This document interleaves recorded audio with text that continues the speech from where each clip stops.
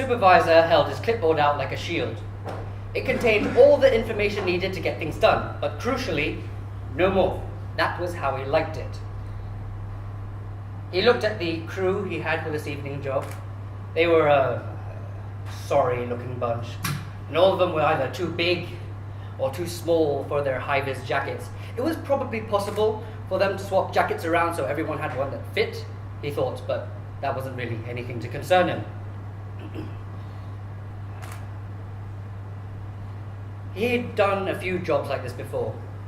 Private contracts, where they didn't want anybody asking too many questions, memorizing too many floor plans, telling anybody anything they had no place knowing. He helped install emergency underlighting in a missile silo once, one that didn't show up on any maps.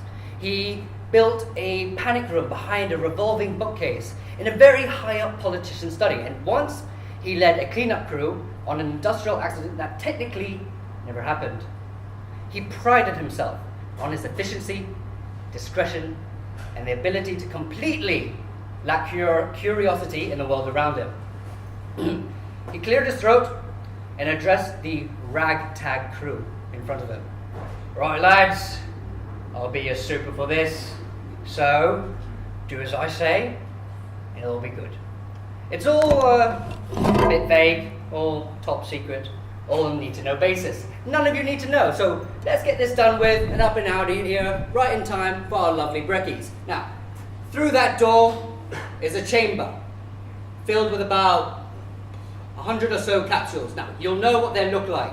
They're about 6 foot long, wooden, sort of diamond shaped, got handles on the sides. You would have seen one with your granddad in it. Now, we all know what they're really called, but for this evening, gentlemen, the capsules.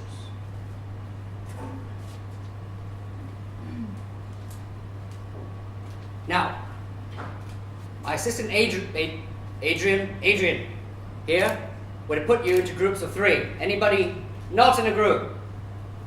Nobody responded, so the supervisor continued.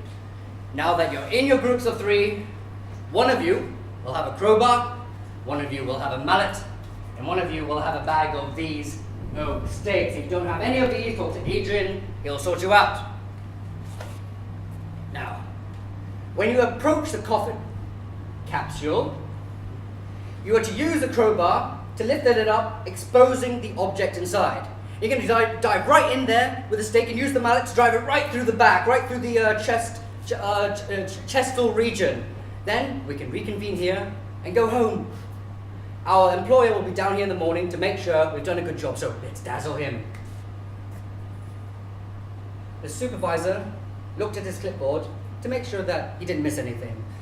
It all seemed to be in order right until the handwritten note that was added by the man who was paying them, insisting a full demonstration had to be done. Demonstration done by the supervisor.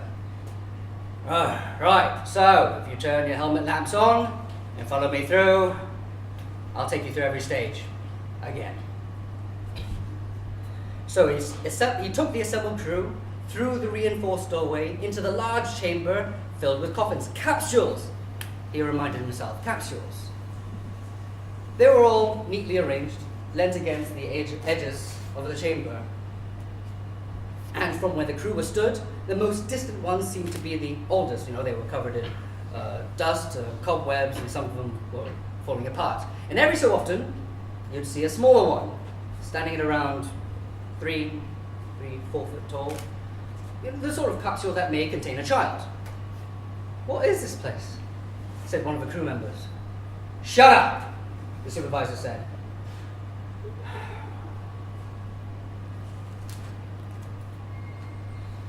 So he walked towards the closest capsule, turned around, and held his hand out. Crowbar. The closest crew member stepped forward, handed him the crowbar, crossed himself, and stepped back. He used the crowbar, inserted it into the side of the capsule, where the lid meets the side, and he pulled, dislodging the lid. He handed the crowbar back, removed the lid.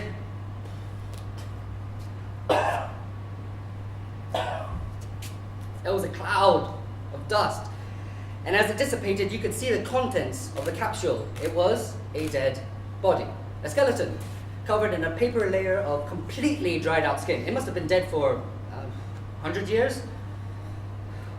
Steak, mallet. So, with the steak in his left hand and the mallet in his right, he took a deep breath and set to the steak right through the rib cage where the heart would have been, and used the mallet to drive it right through the skeleton. And for a brief moment, he felt a shift in weight, as though there was a mass where there had until recently been none. And the skeleton shrieked in a way that skeletons don't. And there was a torrent of blood spraying all over the supervisor's face, thick black blood. And for a brief moment, he thought he saw a fully formed adult body, facial expressions contorted in agony. And then all of a sudden, everything was stilly. The supervisor was covered in oily, sticky blood. And the body, if anything, was drier and dustier than before. And he turned to his crew, and they were all running towards the entrance. Swearing, crossing themselves. One or two of them were being sick. Come on, come back! You're on the job! This is disgraceful! Andrew! Andrew too was running. The supervisor found himself suddenly alone in the underground chamber. He removed his helmet, wiped his face with his high-vis jacket as he wandered towards the entrance, where there were several bags of oak stakes that were dropped in the rush. He sighed, picked one up. He'd have to do it all himself then. He'd never let an employer down in his whole career, and this Van Helsing weirdo was not going to be the first.